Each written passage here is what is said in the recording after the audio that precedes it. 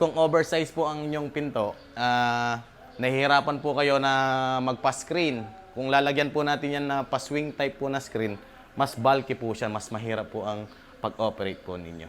Ito na po ang magiging solusyon nyo po. Kami na po ang bahala dyan. Ito po ang ating best-selling po na security.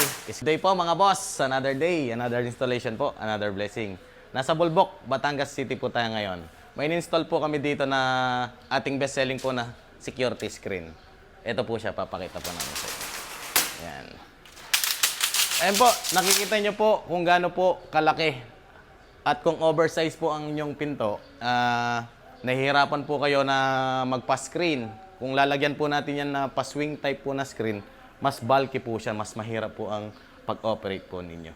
Ito na po ang magiging solusyon nyo po. Kami na po ang bahala dyan. Ito po ang ating best-selling po na security screen na space saver po siya. Pa-slide lang po ang pag-operate. Ayan po. Kung ganyan po ang concern niya na oversize po ang pinto nyo, ito na po ang marirecommend po namin sa inyo. Ayan po siya. Space saver po yan.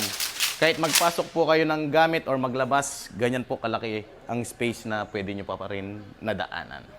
Ayan po. Meron din po tayong in-install doon. Papakita din po namin sa inyo. Tara.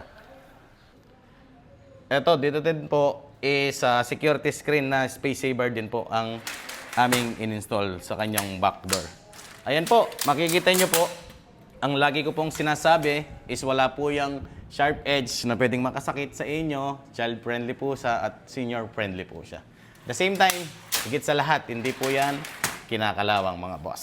Kaya po, sa lahat po na gusto pong mag-avail po ng ganitong product po namin, message lang po kayo sa aming mga account or tumawag po kayo sa number na nakikita nyo po sa inyong mga screen.